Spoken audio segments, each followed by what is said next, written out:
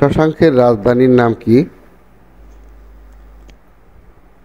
কর্ণ সুবর্ণ, চন্দ্রনগর, পুঞ্জ এবং গৌড়। সঠিক উত্তরটি হচ্ছে কর্ণ সুবর্ণ। প্রাচীন গৌড় নগরীর অংশবিশেষ কোন জেলায় রয়েছে? কুমিল্লায়, চাঁপাইনবাবগঞ্জ, রাজশাহীতে এবং বগুড়ায়। সঠিক উত্তরটি হচ্ছে চাঁপাইনবাবগঞ্জ। পাটলিপুত্র রাজধানী ছিল গুপ্তদের, সেনদের, মৌর্যদের এবং পালদের। সঠিক উত্তরটি হচ্ছে মৌর্যদের। বর্তমানে বৃহৎ বরিশাল ও ফরিদপুর এলাকা প্রাচীনকালে কোন জনপদের অন্তর্ভুক্ত ছিল? বঙ্গ, সমতট, পুনর্বর্ধন এবং রাঢ়। সঠিক উত্তরটি হচ্ছে বঙ্গ। মহাস্থানগড় কোন বংশের প্রত্নতাত্ত্বিক নিদর্শন? পাল, মৌর্য, সেন এবং গুপ্ত। সঠিক উত্তরটি হচ্ছে মৌর্য। বঙ্গ শব্দের প্রথম উল্লেখ দেখা যায় চর্যাপদের ভাষায়, বাংলা ও বাঙালির ইতিহাস গ্রন্থে, ঋগ্বেদের ঐতরীয় অরণ্যকে এবং রামায়ণের প্রথম পরিচ্ছদে। সঠিক উত্তরটি হচ্ছে ঋগ্বেদের ঐতরীয় অরণ্যকে। মাছর ন্যায় ধারণাটি কিসের সাথে সম্পর্কিত? আইন শৃঙ্খলাহীনতা, মাছ বাজার, ন্যায় বিচার এবং মাছ ধরার কৌশল। সঠিক উত্তরটি হচ্ছে আইন শৃঙ্খলাহীনতা।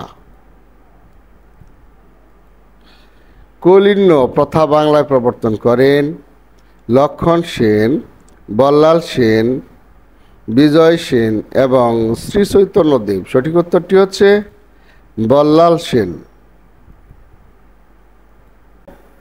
চন্দ্রগুপ্ত মৌর্যের সময়ে গ্রিসের রাষ্ট্রদূত কে ছিলেন?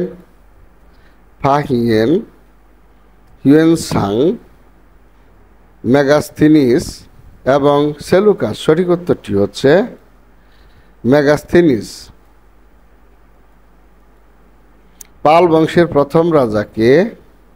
গোপাল, দেবপাল, মহিপাল এবং রামপাল। সঠিক উত্তরটি হচ্ছে গোপাল।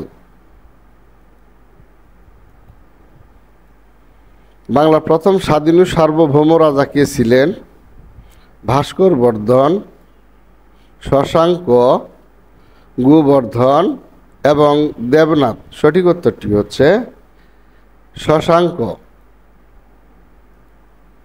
প্রাচীন বাংলার পৃথক পৃথক অংশ পরিচিত ছিল যে নামে? বঙ্গ, সমতট, জনপদ এবং হরিকেল। সঠিক উত্তরটি হচ্ছে জনপদ। ওয়ারী বটেশ্বর কি? প্রাচীন জনপদ, প্রাচীন মন্দির, প্রাচীন গ্রন্থ এবং প্রাচীন বৃক্ষ। সঠিক উত্তরটি হচ্ছে প্রাচীন জনপদ। নৃতাত্ত্বিকভাবে বাংলাদেশের মানুষ প্রধানত কোন নরগোষ্ঠীর অন্তর্ভুক্ত?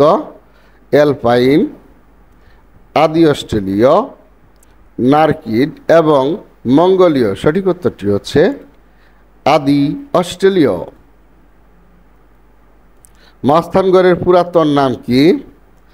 সুবর্ণগ্রাম, চন্দ্রদ্বীপ, পুনর্বর্ধন এবং সিংহজানি। সঠিক উত্তরটি হচ্ছে পুনর্বর্ধন।